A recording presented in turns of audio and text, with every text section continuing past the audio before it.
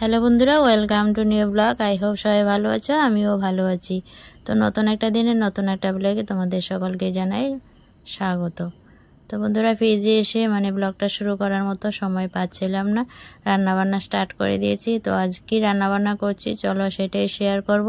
একটু ব্যস্ততার মধ্যে আছি, ব্যস্ততার কারণে ভিডিওগুলি ঠিকঠাক মতো করতে পারছি না আর কি। তো তার জন্য রান্নাবান্না দিয়ে ভিডিওটা শুরু করে দিলাম। তো আজ রান্না করব চাল কুমড়া পুর। আর কি রান্না বান্না করছি চলো সবটুকুই তোমাদের সাথে শেয়ার করব। তো বন্ধুরা, একটা লাইক দিয়ে ভিডিওটা দেখা শুরু করো। তো আজ কি রান্না বান্না করছি এটাই শেয়ার করব। আজকে শেয়ারিং শুধু রান্না বান্নাটুকুই হবে আর কি, তোমাদের সামনে আর আসতে পারলাম না। তো দেখো, এখানে ডাল সম্বাদ দিয়ে নিয়েছি। আজ মুগ ডাল সম্বাদ দিলাম। দেখো, ডালটাকে সম্বাদ দিয়ে কাঁচা লঙ্কা দুটো দিলাম, হলুদ টলুদ লবণ সব কিছু দিয়ে দিলাম। তো ডালটাকে কিছুক্ষণ ফুটিয়ে নেবো আর কি। তো মুগ ডাল রান্না হচ্ছে হাজব্যান্ডের জন্য। আর এখানে চাল কুমড়া পুর করব। চাল কুমড়ার আলু একসাথে ভাপিয়ে নিয়েছি। চাল কুমড়ার পুরের মধ্যে সরিষা পেস্ট করে দেব আর কি। তো সরিষা দিয়ে চাল কুমড়ো পুর হবে, বেশ ভালো লাগে খেতে। কার কার পছন্দ চাল কুমড়ো পুর খেতে অবশ্যই জানিও। চাল কুমড়ো পুর ভাজি আর কি যেটা বলে।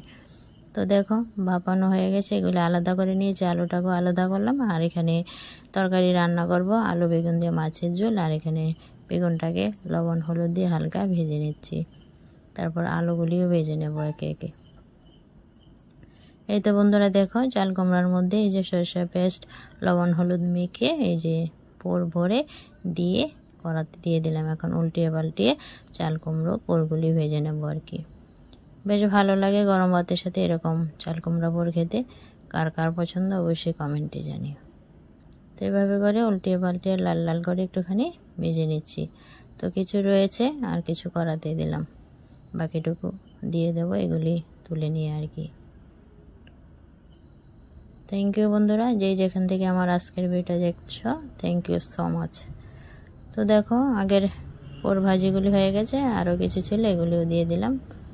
এই তো বন্ধুরা দেখো, চাল কুমড়ো পুর ভাজি হয়ে গেছে, দারুণ হয়েছে খেতে, জাস্ট লোভনীয়। আর এখানে দেখো বেগুনগুলিও ভেজে নিয়েছি আর আলুগুলি ভাজা করে নিচ্ছি।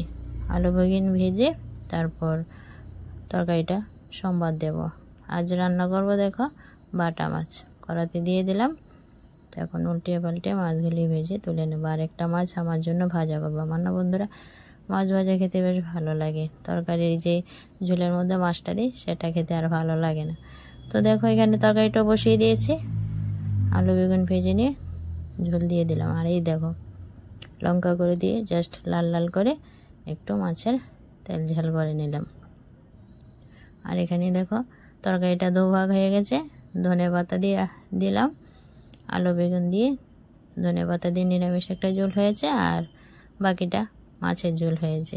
ছেলে তো মাছ খায় না, তার জন্য আলাদা করে নিয়েছি আর কি ছেলের জন্য।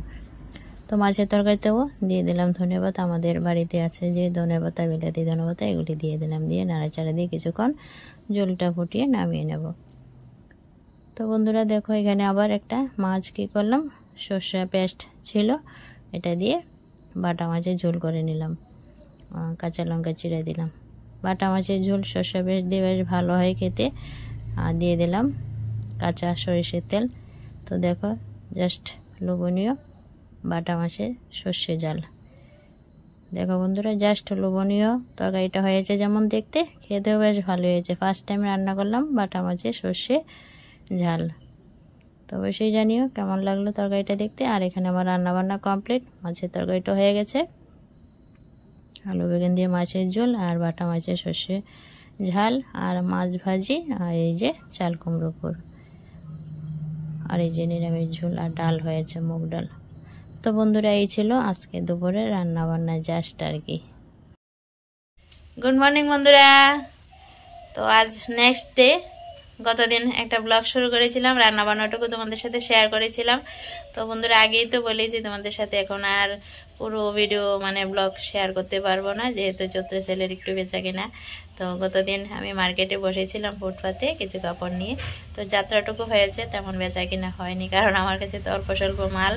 তো যেখানে বেশি মাল পড়তে ওখানে লোকজন চলে যায় আর কি। আর জায়গাটাও তেমন জায়গাটাও ঠিকঠাক সামনে পেলাম না, তো বসেছিলাম। তো আজও বসবো। রান্না বান্না সেরে যাই আর কি। তো রান্না বান্নাটুকুই তোমাদের সাথে কতদিন শেয়ার করেছিলাম। তোরা এখন ছোট্ট করে ভিডিওগুলি দিচ্ছি, অবশ্যই দেখো আর দেখে কমেন্ট করো কেমন লাগে। তো চৈত্র মাসটা এইভাবেই চলবে, বৈশাখে আবার তোমাদের সাথে ভালো করে ভিডিও দেওয়ার চেষ্টা করব। তো আজকে গত দিনের ব্লগটা এখানে এন্ড করে দিচ্ছি, তার জন্যই আসা। অবশ্যই জানিও কমেন্টে কেমন লাগলো। সবাই ভালো থেকো, সুস্থ থেকো। থ্যাংক ইউ সো মাচ আমার ভিডিও দেখে আমাকে সাপোর্ট করার জন্য। বাই বন্ধুরা, ভালো থেকো সবাই।